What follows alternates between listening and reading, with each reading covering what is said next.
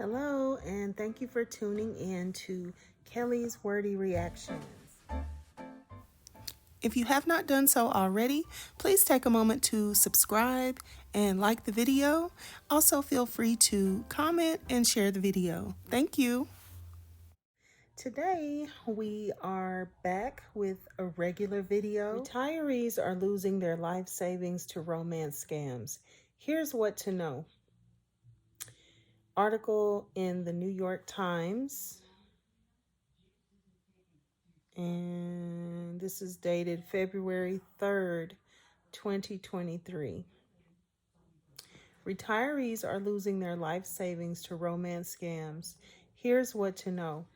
Con artists are using dating sites to prey on lonely people, particularly older ones, in a pattern that accelerated during the isolation of the pandemic, federal data show.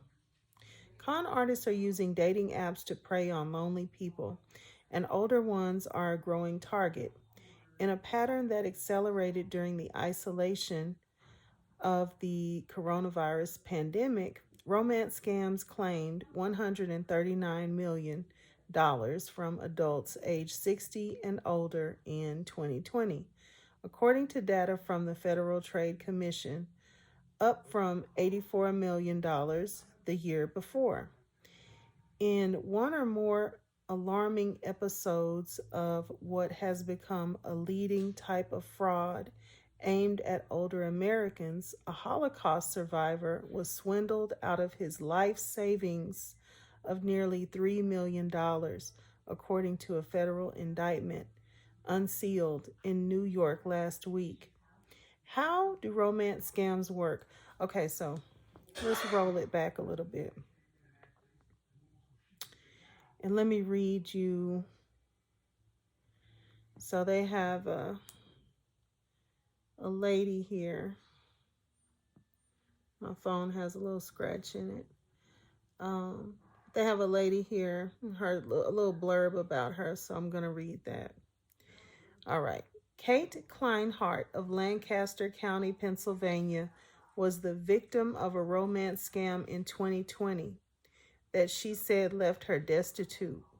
Federal officials say older Americans are increasingly being targeted in such schemes. All righty then. Now it says con artists are using dating apps to prey on lonely people, and older ones are a growing target. So I just want to add here that obviously this article, sorry, you're there, not here. Obviously this article, I have these reading glasses on and they're sitting funny, is written slanted toward having people understand that there's lots of con artists on dating apps, but I want to submit to you that you don't have to, you can still meet someone in person who is a con artist. Obviously, it's easier to operate incognito, but there are still people out here that don't mind lying to you in your face. So we can't forget that. And not only lying to you in your face, but just preying upon you and seeing who you are and that you are vulnerable to certain things, and just not having any type of a problem with manipulating you into doing what they want you to do and giving you nothing in return, or certainly taking a whole lot more than what you ever will actually get out of the relationship with them. Okay. It says that during the pandemic, romance scams did accelerate and have claimed $139 million from adults age 60 and older in 2020, okay, according to the Federal Trade Commission. So if this is a number that's been reported, can you imagine how much more money has been swindled away from people without them reporting it? Okay, let's keep going.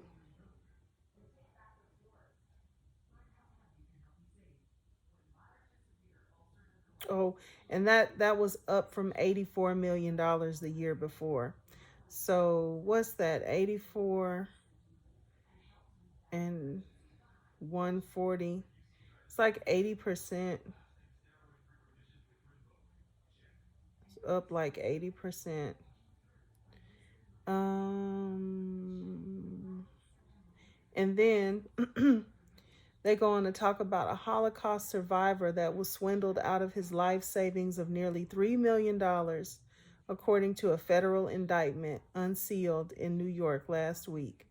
So this person, um, probably just essentially gave somebody the money that they thought they were in love with. Okay. All right, so let's go on. How do romance scams work? How do they work? Okay. Alone at home as COVID-19 spread in the summer of 2020, Kate Kleinhart decided to accept a Facebook friend request from a handsome stranger. He described himself as a Norwegian doctor working in Iraq and called himself Tony. After a couple of months of daily communication on encrypted messaging apps, Tony began asking for money. By December 2020, Ms. Kleinert, 69, had given Tony and two people claiming to be his children some $39,000 in gift cards. The scam devoured Ms. Kleinhart's savings. Her late husband, her late husband's life insurance, her pension, and her income from Social Security, leaving her destitute. Mm, mm, mm. And see, if you haven't caught on yet, the reason I'm reading this is because um, so many people have no idea why Shirley Strawberry would do what she's done, would be in the position that she has found herself in. They just have no clue. Like we are looking at Ernesto Williams, um, through the lenses of someone who knows what's going on. And we're also looking at him through the lens of someone who is not interested in him at all. We're not near him. We're not able to, um, he's not talking to us. He's not charming us, so to speak. It's not us, it's her. And we're looking at it like, what were you doing? What were you thinking? We just don't understand. So I'm attempting to show you how this can be done, and how it is done. And I'm bringing you this information less for the Shirley Strawberry, story, and more for you. And if not you, someone that you know that you are close to. Because this is something that is hitting people very hard. And and it's happening. And you may think that it's not happening to you, and it may never happen to you, but it might be able to happen to someone close to you that you know and that you care about.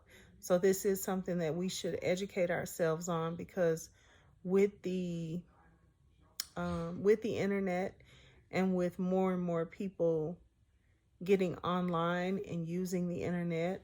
Um, these are the types of these are the types of things that we have to know to look out for, and we ought to share with people that we love to look out for, because it's no longer the day of the bad guy just kind of sitting and waiting until you come across him somewhere. And it's no longer the day of everybody just staying in their neat little place, and then if you come over there they pounce on you.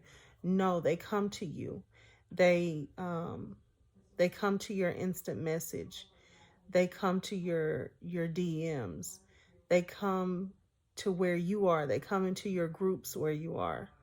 They come to your Facebook groups. They come to your Facebook page. They come for you. They're looking for you, and by the time they present themselves to you, they know what you would more than likely like to have presented to you, and that's what they present. So this is the reason why I am bringing you this content, because we can all sit and say what we would have done and what she should have done and should have, could have, and would have, and if I had have, and we can all just be very annoyed and um, appalled and pissed, and we can be all that. But what we really ought to do is at least take out a little bit of energy to be a little bit empathetic, and to get a lesson, and to apply what we're learning, so that we educate the people that are around us, and we keep ourselves educated, and we stay on the lookout for the many types of deceptions that there are in the world. This deception is getting very hard to detect. Very hard to detect. um, when I first started coming across shows where they would talk about scammers um, that talk back and forth to you online. Scammers didn't do video. You couldn't get a scammer on a video call. And that was one telltale way that you would know that you were dealing with someone that probably was not who they say they were, because they would never get on a video call with you. Now, the scammers will get on a video call, and they will sit and present themselves as the person that you think they are, and they will use artificial intelligence to get that mouth to move in and make the mouth appear that it's saying the words that are coming out. And there's technology for this now. So, so we have to really start thinking. We have to really start thinking about creative ways where we're going to make sure we're talking to who we think we're talking to. So we have to get wise, and look at things for the lesson, and not so much look at it for how we can um, look at someone else's flaws and criticize them for having their flaws, and um, believing what they believe, and just more so look at, like, okay, so that's the hole they fell in. That's how they fell in that hole. That's what they had on when they fell in that hole. So let me see, how am I not going to fall in that hole? How am I going to protect myself so that I'm at least protected if I do go tumbling into that hole? And you see what I mean? Things of that nature. Learn. How am I going to learn from this person's experience? So yeah, let's go ahead. and keep on. So it says, this man, he described himself as a Norwegian doctor working in Iraq and called himself Tony. After a couple of months of daily communication on encrypted messaging apps, Tony began asking for money.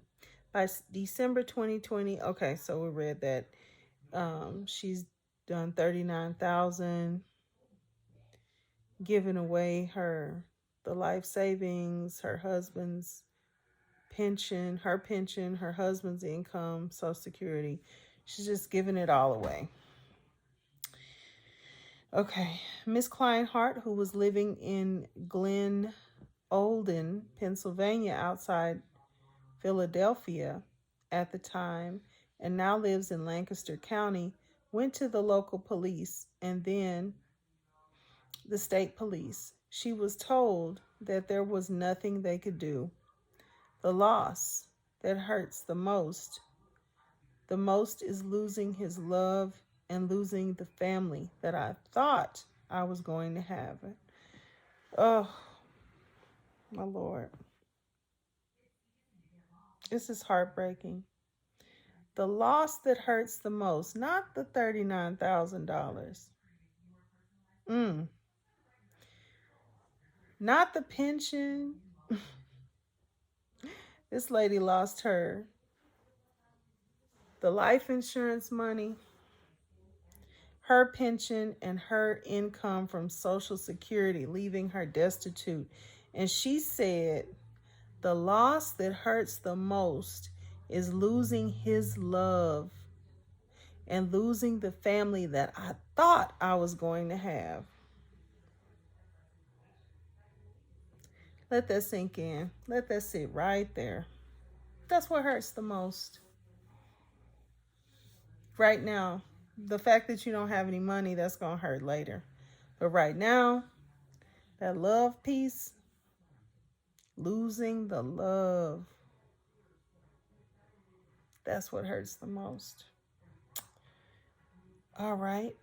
Miss Kleinhart's scammer followed a typical playbook, experts said, claiming to be a professional working abroad, exploiting a victim's loneliness to quickly establish a bond, building an imagined future with them, and then planning an in-person meeting that depended on the victim's willingness to part with money.